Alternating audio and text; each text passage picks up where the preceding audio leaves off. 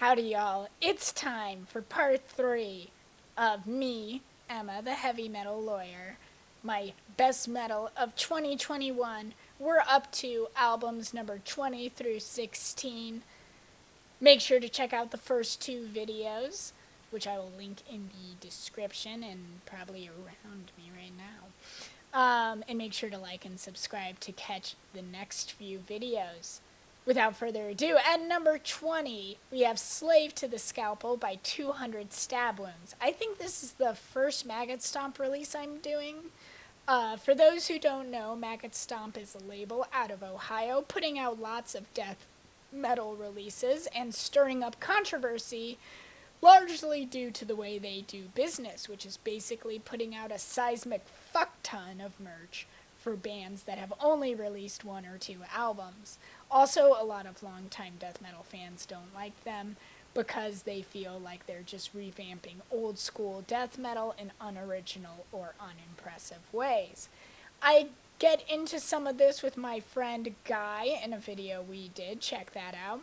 But basically, my opinion is that a lot of the Maggot Stomp bands absolutely wreck and often have hilarious song titles and lyrics, and if selling lots of crap is how they make it possible, that's fine with me. 200 Stab Wounds earned some attention last year with their EP, Piles of Festering Decomposition. I really like that EP myself. So when singles dropped in anticipation of this album, it generated a lot of buzz. Let's do a quick front-to-back review over the album. Starting off with the track Skin Milk, opening up the album with the sound that you will be hearing for pretty much the rest of the album. Very old school death metal, chugging guitars, guttering vocals, cacophonous drums. Next we have Toe Rope Around the Throat, shows the band flexing a bit more capability, both at creating grooves that they will play out for the track and at throwing in some interesting riffs into the chugging. Itty Bitty Pieces is the standout track on the album, almost like slam metal in how much of a caveman death metal track it is, but with a ridiculous amount of harmonics peppering the entire song, which would get annoying from a less talented band, but they really know how to use them to punctuate the aforementioned caveman chugging rather than to just decorate it in a garish way.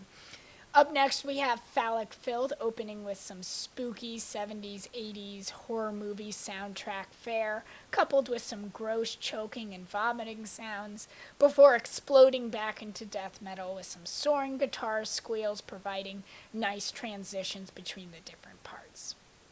The title track, Slave to the Scalpel, opens with some very tasteful down sweeps on the guitar that you'd usually hear in something like deathcore, but it does feel right at home here, so take note, other death metal guitarists. Down sweeps are cool again. Now we have the track Drilling Your Head, was one of the singles for the album, and it's another track flirting with that skinless type slam metal and making deft use of harmonics. And the album closes with Expirated Spatter, which has this great, creepy, echoing moaning to end the album. Now at number 19, we have Harbinger by Noroth. First off, check out this freaking album cover. It's so cool, so original, both so befitting death metal and yet also something I've never seen on a death metal album cover. There is one sin for this album. The intro track. Come on, guys. It's 2021. Just give this song an intro. Please, no more intro tracks. But I will readily forgive them for putting out one of the best autopsy worship cavernous death metal albums of the year. No small feat in a year full of such albums. What makes Noroth stand above the rest? The guitar hooks are catchy without sacrificing heaviness, and holy fuck, the vocals are as deep as the Marianas Trench. Let's do a quick front-to-back review of the album. I talked about the intro track, but the band does open strong with the second best song on the album for me, with Echoes of Affliction. A very addicting hammer-on riff and cavernous vocals and atmosphere that will persist for the rest of the album. Rot of Our Domain has some great chugging guitars to compete with the Maggot Stomp crew. I absolutely love the drumming in The Great Reaping. It kind of has two jobs, creating more upfront rhythms to drive the song, primarily with the snare. Interestingly, the cymbals are far less upfront for Noroth than they are for most death metal, and I think it really works actually, because they use the deep toms and bass drum to create the cavernous atmosphere, and it's a great way to use drums in death metal. The next track, Flayed Bodies, leaves the driving death metal behind for some death doom, opening with a great, dreary, clean guitar riff and a phantasmic growl that almost is a moan and stays in that register for most of the song. The song does speed up to that driving tempo in a few sections, showing off the band's impressive ability to blend different speeds, even throwing in some crazy blast beat sections in the mix and a galloping beat. The song seriously has like 20 parts, but it is all connected by the same theme from the beginning. This is definitely the masterpiece of the album. The straightforward banger Self-Evisceration that follows is some nice balancing by the band, with the next two tracks, Fabricated Gods and All in Sable, also being more straightforward. To speed you into the album closer, The Last Days, which is another death doom track, though not quite as ambitious in complexity as Flayed Bodies. And number 18, we have One Jeep by Slant. I hope I didn't pronounce that wrong. But if you couldn't tell from the album title, which you probably couldn't, because again, I probably fucked up the pronunciation, Slant hails from Seoul in South Korea and released one of the most in-your-face, fuck you hardcore albums of the year.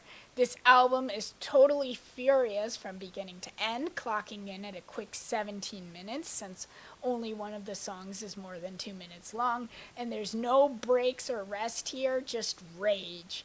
The album opens with Enemy that tricks you into thinking this might be a mid-tempo punk rock affair with its opening, only to explode into increasingly red-hot hardcore punk.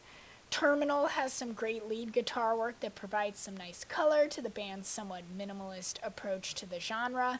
How Did It Feel opens with screaming the title, and the melody of this song almost sounds like a tongue-in-cheek rhetorical question. Travesty is another mid-tempo opening with some great drumming and one of the slower tracks on the album, but it doesn't feel out of place due largely to the still extremely pissed-off sounding vocalist Candy. Prison returns to that fast tempo pace again. Effigy is probably my favorite track on the album. It's got everything you love about 80s style hardcore without the sloppiness or one-dimensional songwriting that you too often hear in 80s style hardcore. Violent Minds is the same, except it's more clearly crafted in a pop verse chorus song structure that makes it very catchy.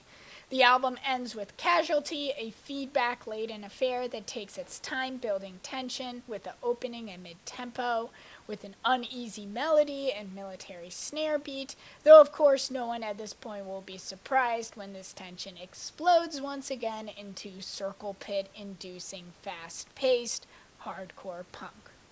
A great album. And at number 17, we have And Again Into the Light by Panopticon. I don't want to start off being a hater, but I'm personally against using ellipses in titles. I just don't get it. Anyways, if you have somehow missed Panopticon over the last 9 years when their album Kentucky put them on the map, they're a two-man Appalachian folk black metal project that has been making waves not only for their innovative blending of the two very different genres, but also for their very left-wing lyrics and themes, singing about the glories of working class struggle against bosses, as well as the more typically black metal worship of the natural world. Also, the two men are both named Austin Lunn. They have the same name. And I'm going to be a little bit of a pretentious hipster here and say that I don't quite like this album as much as Kentucky with its bold political vision, or Autumn Eternal with its lush and consistent album craft, but That being said, this album does open with what are now my two favorite Panopticon songs ever. So this album is definitely not anything to sleep on, especially if you're a fan of the band. Those two songs are the titular And Again Into the Light and the track Dead Loons, which together clock in at 16 minutes long, and Lord oh Lord, it is 16 minutes of some of the most beautiful black metal you will ever hear. It has this epic cinematic quality to it, both because of the outright symphonic instrumentation, particularly the very dramatic string sections, but even the banjo plays with this sense of purpose and meaning. And that sense of meaning is in the lyrics as well, which more directly tell the listener, as do the liner notes released with the album, that this is music seeking redemption while still in a struggle for survival, surviving both inner demons and external losses, especially the loss of heroes and of loved ones. But in addition to being gorgeous and epic, this album goes fucking hard. And particularly the now quite experienced Panopticon in Dead Loons masterfully juxtapose the aforementioned string sections to lead right up into bursts of blast beats and screaming and tremolo guitar that is undeniably fierce black metal at its finest. But the band isn't content to stick to a standard black metal script with its heavy sections, and in particular, the guitar solos sound more like something you'd hear in, say, melodic death metal. They're technically impressive without being straight up masturbatory. And my focus on these two songs isn't to say that the rest of the album is bad. It is quite good throughout, from the heavy rejoinder of Rope Burn Exit to the romantic reprieve of Her Golden Laughter Echoes. But this album can't help itself from being top-heavy when the band has transcended its own past heights with these first two songs. My only hope is that we one day can get an album that is as good as these two songs throughout, because I can practically guarantee that that would make it my favorite album of the year. At number 16, we have Tortured Whole by Sanguisugabogg.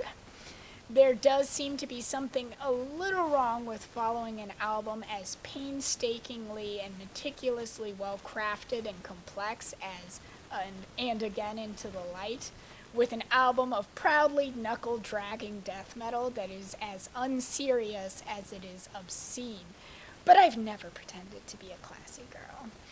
Sanguisugabogg is the flagship band for Maggot Stomp, and for good reason. They have fine-tuned, cavernous, slamming death metal to the point of making the utterly degenerate into something almost elegant, like a lump of coal pressed into a diamond. The band isn't afraid to be simple when simple works, nor are they afraid to push the limits even though they're clearly fans of death metal conventions.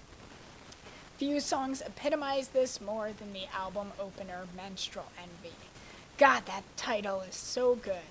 An unabashed recognition of how metal it is to menstruate, a sentiment I generally don't expect to hear in the male-dominated death metal scene. But this isn't some kind of corny ally song. Instead, the lyrics are an absolutely disgusting narrative about a man who makes his penis bleed in some bizarre attempt at solidarity that his partner clearly doesn't appreciate. Quote, "She thinks I've went too far."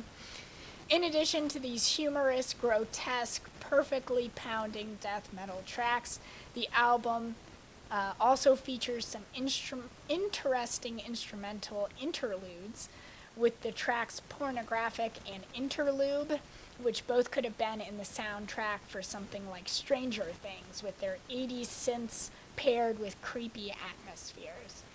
And there are music videos for Menstrual Envy and Gored in the Chest, executively produced by the founders of the legendary Troma Studios. So listen, if you find it annoying that Sanguisugabogg has like a t-shirt for every single song they write, fine, I get it, but do yourself a favor and actually listen to this album, because if you like sludgy, brutal death metal, this is about as good as it gets. And make sure to like and subscribe. We will have the next video on albums 15 through 11, then 10 through 6, and finally the top 5. Stay tuned.